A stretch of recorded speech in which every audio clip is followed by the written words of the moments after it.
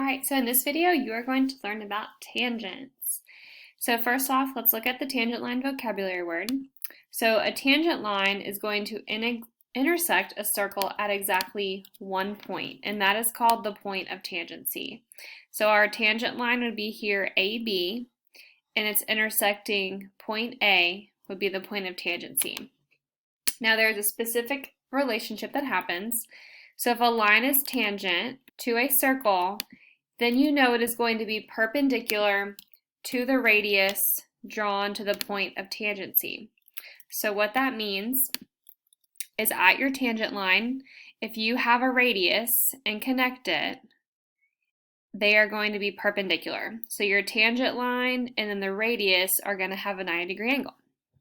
Okay, and that is relationship. Now we are going to look at some triangles with a perpendicular angle. So on 1 and 2, the directions say determine if AB is tangent to circle P.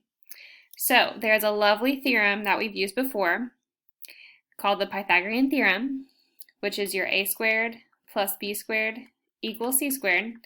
And we know this works in a right triangle, and if you have something perpendicular, you have a right triangle.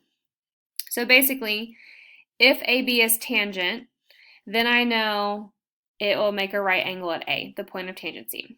So to figure out if it's tangent, we first have to do the Pythagorean theorem.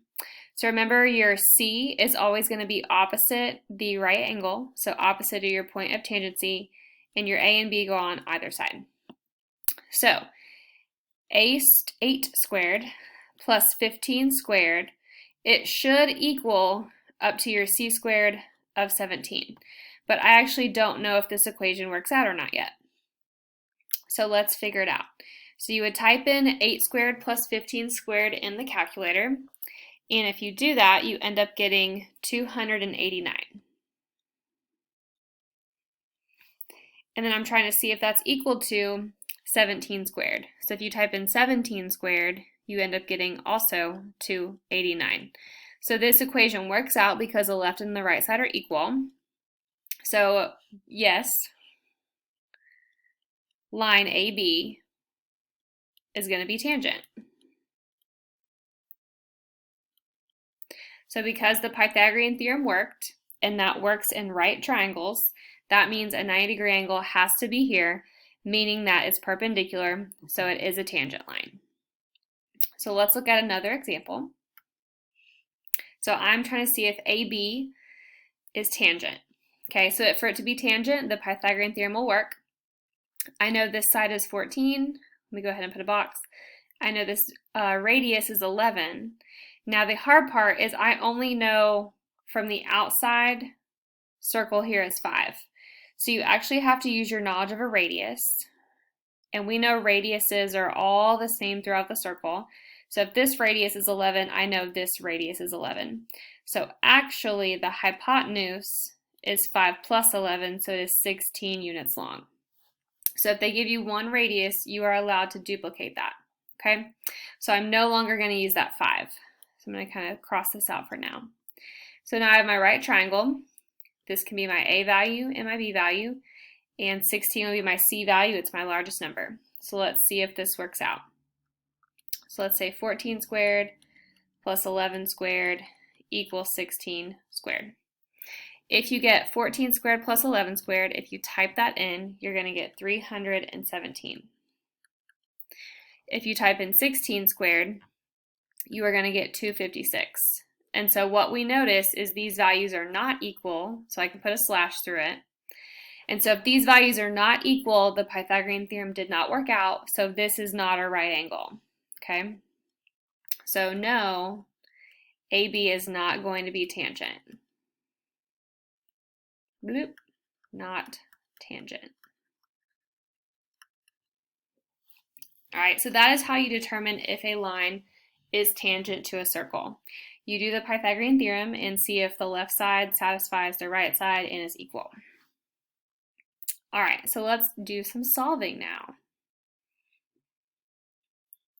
So we are going to cross off number 9. Go ahead and do that. But I'm going to try these 3 and then let you guys try the bottom. So on number 3, The directions say if JK is tangent to circle L, find X. So here is JK, and if it is tangent, I can go ahead and put a box because I know it is perpendicular to the radius. So now I'm going to be doing the Pythagorean theorem kind of all day today. So first off, I'm trying to find my X value, which is this whole entire thing, which represents your C value, and then your legs of your triangle are going to be your A and your B. So let's start off by doing 7 squared plus 19 squared, and that will equal my C squared, which I kind of covered it up as my X squared. And then I just solve it like we did earlier in the year. So 7 squared plus 19 squared, let's type that in and you get 410. To get rid of a squared, you're going to square root both sides. So I'm going to square root the right and square root the left. The squared and the square root cancel, leaving you with a decimal. We'll round it to 1, so we'll say 20.2. And that would be our answer. So that's how long it is from this piece to this piece. Now I could actually figure out some other information based off this. So if I know this entire piece right here is 20.2, I can actually figure out how long it is right here. So you can use your knowledge of radius in our last problem, because if 7 is our radius, I know this is also 7, so I could subtract 7 from the 20.2 length to figure out what this remaining piece would be, if you needed to do that. All right, so let's look at another problem. Number 4, same directions. I'm assuming that JK is tangent, so I can go ahead and put my right angle at the point of tangency, and let's solve for X. So in this case, X is a leg, because opposite of your tangency is your C. Now, this 7 only represents the outside, so I'm going to need to copy this radius over here. So if I want my entire value of C, you're going to have to add 11 to 7 to get 18. So I can kind of redraw that for you guys. In our right triangle, your hypotenuse is 18 because that's all of it. This leg was 11, and then this leg was X. Okay, so now I can do my Pythagorean theorem with 18 and not necessarily 7. So again, your hypotenuse is the biggest number. So this can be your A or your B, doesn't matter. But I'm going to start with X squared plus 11 squared equals my hypotenuse squared. Okay, since X is not by itself, I can't just type this all in the calculator. If you want, we can simplify these terms. So I can simplify these two. So I'm going to drop down my X squared. 11 squared is 11 times 11, which is 121. 18 squared is 18 times 18, so 324. I'm then going to subtract 121 from both sides to get X by itself. 324 take away 121 is going to be 203. And then I'm going to drop down my X squared. So last step is to get my squared by itself by square rooting both sides. And so the square root of 203 is going to be somewhere about, I'll write it down here, 14.2. Okay? And so that is this piece right here from J to K. So the trickiest part is noticing that this 7 was just on the outside and you had to use your radius to figure out that entire length of your hypotenuse. All right, let's look at one more on problem 5. Let's see, my right angle would be at the point of tangent CJ. Now I know this whole piece is 24 and I know this whole piece is 10, but then I only know this outside piece is X. So we have not done one where the outside piece was X, we've done one where it was a number. So we are allowed to copy and paste this 10 for the radius, but that's actually not going to help me out. So you need this entire length from K to L. So what I'm going to do is I'm going to ignore these two and write my own variable. Let's call it Y.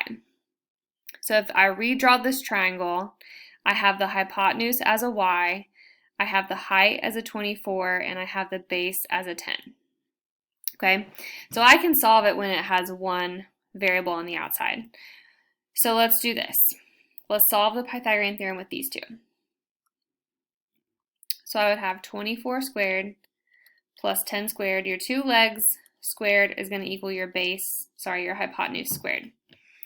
Now if I simplify this in the calculator, 24 squared plus 10 squared, that is going to give you 676. Now I can square root both sides. And thankfully this is a nice number, so the square root of 676 is going to be 26. Okay, now that's not my answer because that is a made-up variable that I gave my problem. So I know this entire piece from here to here is 26 degrees. Sorry, not degrees. But I do know that this radius is 10. Okay, so if this radius is 10 and the entire thing is 26, we're going to subtract these two numbers to figure out what my final answer is going to be. So now 26, take away your radius of 10, is going to leave you with a 16, and that is your final answer. All right, so let me erase to kind of clear that up again. So if you have an x on this little outside, you unfortunately can't solve for it. You're going to have to create your own variable, call it y or z. First find it, and then you can copy and paste your radius, and then subtract what you found from the radius to get that outside. Okay? So why don't you guys try 6, 7, and 8. Press pause, and then we'll go over the answers. Press pause. Let's look at number 6. First step is they gave me a radius was 11 right here, and I had to duplicate the radius to get your whole diameter of a 22. Okay, so step 1 was you had to figure out the diameter, the entire part, to do your Pythagorean theorem.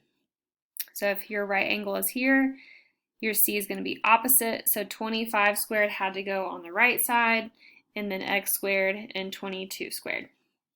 Once you square root, you end up getting about 11.9 for your x value. On number 7, you had to do something similar, and they gave you this one radius, and you needed the whole thing. So you had to double 3.5 to get 7. And then again, your point of tangency would be here on the outside. So in this case, our C is our x value on the right side. So you could say 7 squared plus 6.4 squared, square root, and you get about 9.5. All right, now 8 was a little tricky. You could do it 2 ways. You could almost double the radius. So like if this part is x, then this part is x. And so together the entire thing is going to be a 2x. I'm going to erase this for a second. So that is one way. Now unfortunately when you plug it in the Pythagorean theorem, a lot of people just write 2x squared versus 2x in parentheses squared. Okay, so if you're doing this, your point of tangency is here. Your hypotenuse is going to be 25 squared. And then these two values are your a and your b. So when you write this, you have to make sure to put 2x squared in parentheses, or know to square the 2 and square the x. Plus 7 squared is equal to 25 squared. Now you could do it this way. You end up getting 4x squared plus 49 equals 625. You end up subtracting and getting the final answer of a 12. Now I can show you another way to do it as well. So let me erase this. We can assign this length our own variable y and ignore that x for now. So if I'm doing this, let me show you my work. Again, your 25 is your C value, and I'm just going to do it with one variable, in this case y squared.